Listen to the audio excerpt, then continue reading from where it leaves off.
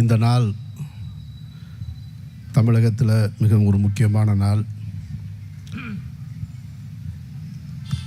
ஜனநாயகத்தை காப்பாற்ற ஒரு சிறு கூட்டம் போராடி கொண்டிருக்கக்கூடிய இதே வேளையில் ஜனநாயகன் திரைப்படத்தை காப்பாற்ற ஒரு பெரும் கூட்டம் போராடி கொண்டிருக்கின்றது.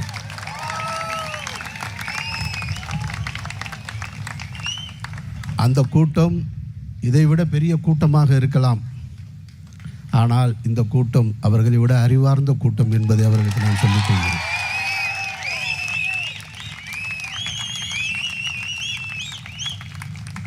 எனக்கு முன்னே பேசி சென்ற அன்பு சகோதரி ரேவதி சொன்னாங்க, நீட்டு பற்றி எனக்கு எந்த நாலேஜும் கிடையாது, ஆனால் நான் சப்போர்ட் பண்ண வந்தேன்னு. கொண்டு வந்தவனுக்கு மட்டும் நாலேஜ் இருந்துச்சா என்ன? அவனுக்கு மட்டும் நாலேஜ் இருந்துச்சா? அவனுக்கும் நாலேஜ் இல்லை. நம்ம மக்கள் நல்லா இருக்கணுன்ற சிந்தனை இருந்தால் போதும். அந்த சிந்தனை தான் இங்கே எல்லாரையும் ஒன்று சேர்த்துருக்கிறதா நான் பார்க்குறேன். நான் 10 ஆண்டுகளாக போராடிக்கிட்டு இருக்கோம் இந்த நீட்டுக்கு எதிராக. நீட்டு வருவதற்கு முன்னாலேயே சென்னை ப்ரெஸ் கிளப்பில் நான், வெற்றிமாறன், இன்னும் சில எல்லாரும், திருமுருகன் காந்தி உள்ளிட்ட எல்லாரும் சேர்ந்து பேசணும். எங்கள் வீட்டு பிள்ளை நீட்டு டாக்டருக்கு படிக்க போகிறது இல்லைடா, உங்கள் வீட்டு பிள்ளைய தான் படிக்க போகுது, நான்லாம் கடந்து வந்துட்டேன், நான் படிக்கலை அப்படின்னு அன்றைக்கு அந்த பத்திரிகையாளர்களை பார்த்து சொன்னோம். அடுத்த தலைமுறையை பார்த்து சொன்னோம். உங்களுக்கு தான் சிக்கல் வரப்போகுதுன்னு அதை யார் காது கொடுத்து கேட்டாங்கன்னு தெரில. அனிதாவின் மரணத்தில் தொடங்கின அந்த ஓலம் இன்றைக்கு வரைக்கும் நிற்கவே இல்லை. இதில் ரொம்ப முக்கியமானது என்னென்னா, இந்த நீட்டை கொண்டு வராமல் நாங்கள் பார்த்துப்போம், எங்ககிட்ட அதுக்கான ரகசியம் இருக்குதுன்னு சிலர் சொல்லுவாங்க. அவங்களும் கொண்டு வர மாட்டாங்க. அவங்களும் ஆண்டு முடிச்சுட்டு போயிடுவாங்க. கடைசி வரைக்கும் அந்த ரகசியத்தை சொல்லவும் மாட்டாங்க. அந்த தடைக்கான வழியும் இல்லை. அனிதாவின் மரணத்திற்கு ஆதரவு கொடுப்பதற்காக வீட்டுக்கு சென்றவர்களும் இருப்பாங்க அதிகாரத்தில், அவங்களும் செய்ய மாட்டாங்க. இது ரொம்ப முக்கியமாக கவனிக்கணும். நீங்கள் இந்த ஆட்சியாளர்கள் இந்த நீட்டுக்கு எதிராக ஒரு நிலையை கொண்டு வருவாங்க அப்படின்னு நம்பிக்கிட்டு இருக்கிறது அது ஒரு ஏமாற்று வேலை. அது எந்த அரசும் செய்யாது, எந்த கட்சியும் செய்யாதுன்றதில் நான் ஆழமாக நம்புகிறேன். நான் இவர்கள் உண்மையிலேயே நீட்டுக்கு எதிரான போராட்டம், இன்றைக்கு டெல்லியில் போராடி கொண்டிருக்கக்கூடிய மாணவர்களுக்கு எதிராக ஆதரவாக நிற்கணும்னு நினச்சா, தமிழ்நாட்டில் அதிகாரத்துக்கு வரணும்னு நினச்சிக்கிட்டு இருக்கிற கட்சியும் வந்த கட்சியும் அத்தனை பேரும் ஒன்று சேர்ந்தால் முடியும். ஆனால் அவங்க செய்ய மாட்டாங்க. நீங்கள் அவங்கள பூரா ஒவ்வொரு கட்சிக்காரனும் இப்போ கேட்டிங்கன்னா அவங்க சொல்லுவாங்க, எங்கள் கட்சியில் 1.5 கோடி தொண்டன் இருக்கான், எங்கள் கட்சியில் 2 கோடி தொண்டன் இருக்கான், எங்ககிட்ட வாக்கு 1.5 கோடி 1.25 கோடி வாக்கு இருக்குது, எங்ககிட்ட 50 லட்சம் வாக்கு இருக்குது, நாங்கள் 80 லட்சம் வாக்கு வாங்கியிருக்கோம். எங்கே உங்கள் உறுப்பினர்கள்லாம் போனாங்க? அப்போ நீங்கள் சொன்னால் கேட்பாங்கல்ல, அவங்க சொல்ல மாட்டாங்க. அவங்களுக்கு அரசியல் என்பது பிழைப்புவாதம். அதனால் அவங்க அதை தொடர்ச்சியாக செஞ்சுக்கிட்டே இருப்பாங்க அவங்க. ஆனால் இந்த அதிகாரத்தை எதிர்த்து ஒவ்வொரு முறையும் நின்று கொண்டிருப்பது உங்களை போன்ற நம்பிக்கை கொண்ட கூட்டம் மட்டும்தான். இந்த கூட்டம் தான் அவர்களை ஏற்றுக்கிட்டே இருக்கும்.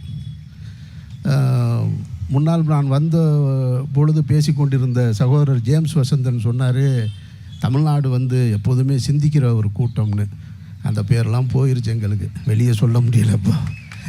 இன்னமும் சொல்லி எங்கள் மூளையை நீங்கள் அப்படியே அதை மசாஜ் பண்ணிக்கிட்டே இருக்காதீங்க. அந்த கூட்டம்லாம் இல்லை, அது வேறு பக்கம் நிற்கிது. அப்படி போய் திரும்பி போனீங்கன்னா ஒரு தேட்டர் இருக்கும், அங்கே நிற்கிது, இங்கே இல்லை.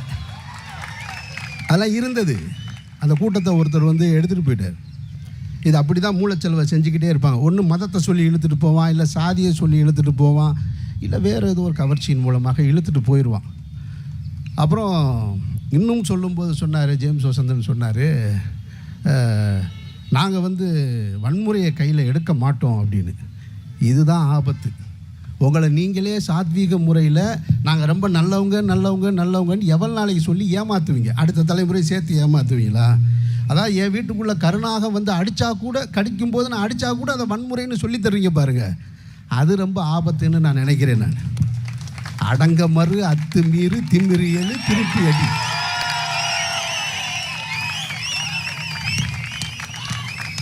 நாங்கள் ரொம்ப நல்லவங்க.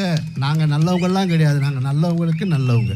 போராட்ட காலத்தில் எங்களை விட போராடுவதற்கு யாரும் கிடையாது.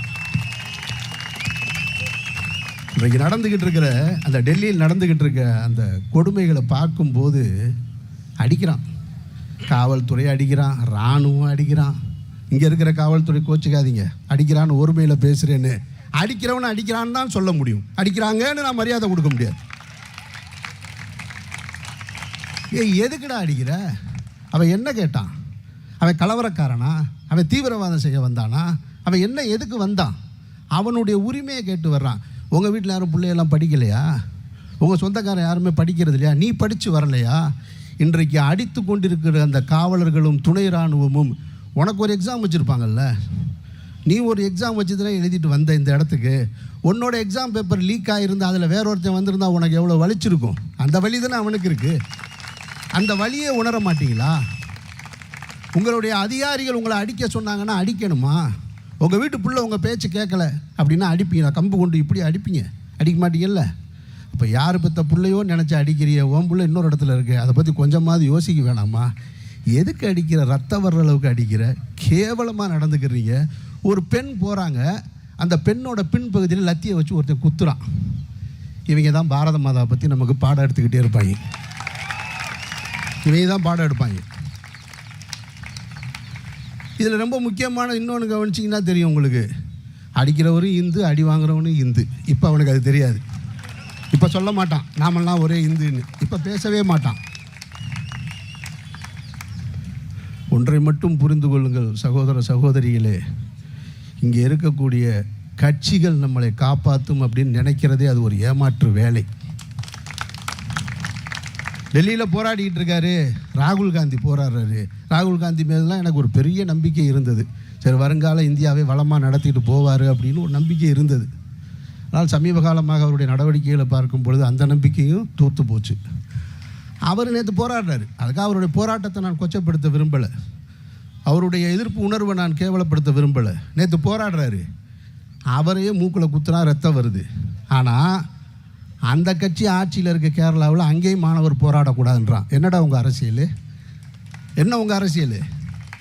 போராட்டம் நடந்தால் போராட்டக்காரனுக்கு பாதுகாப்பு கொடு. அவன் கம்பு எடுத்துகிட்டு வரல, கத்தி எடுத்துகிட்டு வரல, கல் எடுத்துகிட்டு வரல, குண்டு எடுத்துகிட்டு வரல. நீங்கள் நல்லா கவனித்து பாருங்கள், போராடுற ஒவ்வொரு காலகட்டத்திலையும் போராடுபவர்கள் எந்த ஆயுதம் இல்லாமல் நிராயுதமாக நிற்பாங்க. அவங்கள தடுக்க வர்றேன்னு சொல்கிற காவல்துறையும் இராணுவம் தான் தலைக்கவசம் போட்டிருப்பான், முன்னாடி ஒரு கம்பு வச்சுருப்பான், லத்தி வச்சுருப்பான், துப்பாக்கி வச்சுருப்பான், அந்த கண்ணீர் புகை குண்டு வச்சுருப்பான். இப்போ யார் கலவரம் பண்ண வந்ததுங்க? அவன் கலவரம் பண்ண வந்தால் இதெல்லாம் அவன்ல எடுத்துகிட்டு வந்திருப்பான். இவங்க எல்லாத்தையும் வச்சுக்கிட்டு அவனை அடின்னு அடிச்சுக்கிட்டு அவன் போராட்டக்காரன், அவன் கலவரத்தை தூண்டுனான்னு இப்படி கட்டமைச்சிக்கிட்டே இருப்பாங்க. இது அதிகார வர்க்கத்துடைய இது ஒரு செயல்முறை. இது அதனால் இந்த நாட்டை பொறுத்த மட்டும் எந்த கட்சியும், நான் எந்த கட்சிக்கும் ஆதரவும் கிடையாது. நான் இங்கே பேசும்போது இப்போ ஒரு விஷயத்த சொன்னவொடனே, ஜனநாயகம்னு சொன்னவொடனே என்ன சொல்லுவாங்கன்னா, அந்த ஊடகங்கள் இருக்காங்க, அவங்களுக்கு வந்து அவங்க ஓனர் என்ன சொல்கிறாங்களோ அதை தான் போடணும், அதுதான் தலைப்பு செய்தி. நாயா கத்துனாலும், நீங்கள் நான் நாயா கத்துனாலும் இன்றைக்கி இந்த போராட்டம் வராது. நாளை காலையில் பாருங்கள், ஃபஸ்ட் டே கலெக்ஷன் எவ்வளோன்னு சொல்லி அத்தனை ஊடகங்கள் போட்டுக்கிட்டே இருப்பான். இது அவங்க பிள்ளைகளுக்கு அவங்க செய்கிற துரோகம்ன்றதே தெரியாமல் செய்வாங்க. அப்படி தெரியாமல் செய்வாங்க. எனக்கு அதிகாரி சொல்கிறான், என் ஓனர் சொல்கிறான், என்னுடைய மேலதிகாரி சொல்கிறான். நீங்கள் எப்போ சிந்திப்பீங்க? நீங்கள் எப்போ சிந்திப்பீங்க? யாருக்காக போகிறாங்க? இங்கே இருக்க யாராவது நீட் எழுத போகிறாங்களா? இனிமேல் மன்சூர் அலிகான் நீட் எழுதி டாக்டராக போகிறாரா? யார் எழுத போகிறா? உங்கள் பிள்ளைய எழுத போகுது. அது நீங்கள் யோசிக்கணும். நீங்கள் காவல்துறை நண்பர்களுக்கு சொல்கிறேன், எனக்கு மூத்தவங்க இருப்பீங்க, என் வயதை ஒத்தவங்க இருப்பீங்க. நீங்களையே நாளைக்கு ஒரு போராட்டம், ஒரு வலுப்பு இருக்கிற சூழல் வந்தால் உங்களை அதிகாரியில் அடிக்க சொன்னால் அடிக்காதீங்க. எதுக்கு அடிக்கிறீங்க? மாணவர்களை எதுக்கு அடிக்கிறீங்க? உங்களால் ஒரு அரசியல்வாதி அடிக்க முடியுதா? ஒரு நாளாவது அடிச்சிருக்கீங்களா? நீங்கள்